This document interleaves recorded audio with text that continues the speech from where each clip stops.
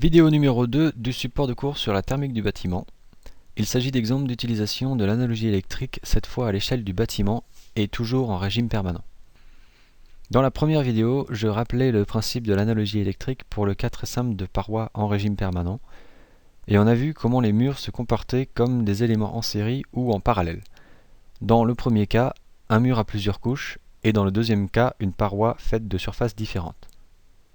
Dans cette nouvelle vidéo, on va voir que la même analogie électrique peut être étendue à l'échelle du dessus pour représenter les déperditions de tout un local, voire même d'un bâtiment. Je vais montrer 3 exemples dans l'ordre croissant de complexité pour vous donner une idée de jusqu'où on peut aller avec cette analogie. Nous sommes toujours en régime permanent, c'est-à-dire que toutes les températures et les puissances sont constantes dans le temps. Voici un local très simple. À l'intérieur, la température TI est uniforme et dehors il fait une température TE. On va considérer que le local perd de la chaleur de deux façons. D'abord par conduction à travers les parois. Si le local a une surface S exposée à l'extérieur avec un coefficient global U, alors on sait que la chaleur perdue est proportionnelle à SU et à l'écart de température. De l'autre côté, je vais perdre de la chaleur à cause d'un échange d'air entre l'intérieur et l'extérieur. Les pertes par convection sont proportionnelles au débit et à l'écart de température. Si le débit est donné en mètres cubes par heure, j'applique un coefficient de 0,34 pour passer en watts, qui vient de la chaleur sensible de l'air. Ma question est, quelle est la puissance nécessaire pour maintenir mon local à température? Ici, je n'ai pas vraiment besoin de l'analogie électrique parce que c'est un bilan de chaleur très simple, mais je vais quand même la montrer. Pour la partie conduction, on a vu qu'une résistance pouvait représenter le lien entre la chaleur et la température. 1 sur SU a une dimension de Kelvin par watt, parce que le flux est total et non surfacique. Et bien pour la partie convection, c'est la même chose. Si on compare les deux équations de droite, elles ont la même forme, donc je peux assimiler 1 sur 0,34 QV à une résistance thermique.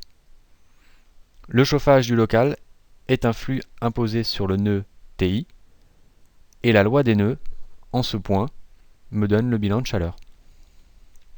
On peut ainsi définir un coefficient de déperdition totale du local, D, en watts par Kelvin, comme le bilan des pertes par conduction et convection. On va faire un peu plus compliqué pour montrer un vrai exemple d'application de l'analogie électrique.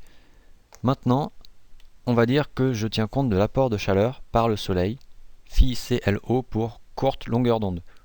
C'est un apport de chaleur qui arrive directement sur la surface du mur qui est à la température TSE. Le schéma électrique commence comme le précédent, sauf que cette fois-ci, j'ai séparé la résistance superficielle extérieure du reste du coefficient de transmission de la paroi pour pouvoir faire apparaître la température de surface TSE sur le schéma. Du coup, attention ici, le U n'est pas exactement le même que dans l'exemple précédent. La température de surface doit apparaître comme un nœud du schéma parce que la chaleur du soleil arrive dessus. C'est une intensité dans le circuit qui arrive sur ce nœud et pas sur la température extérieure. On résout alors le système en appliquant deux fois la loi des nœuds, une fois sur TI et une fois sur TSE.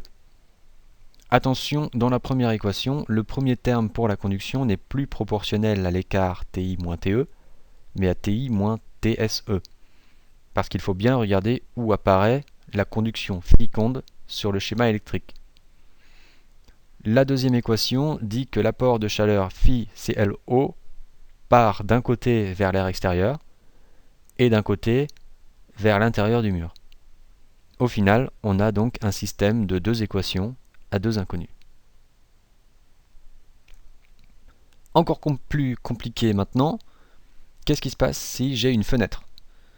Une partie du rayonnement du soleil va être transmise pour aller vers la température de surface à l'intérieur de la pièce, et une partie arrive sur la surface extérieure comme précédemment.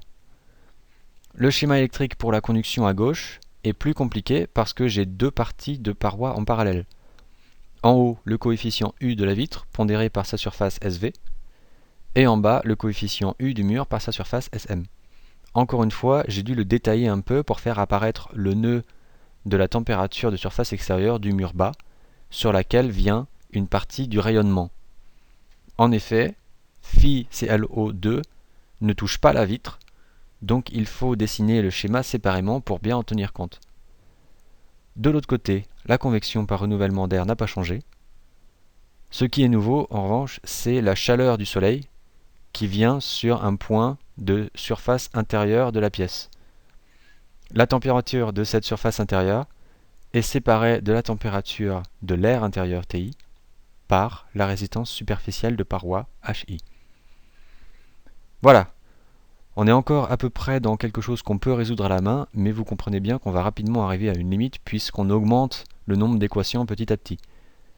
Pour modéliser les vrais bâtiments, ce sont les logiciels spécifiques de simulation thermique dynamique qui prendront le relais.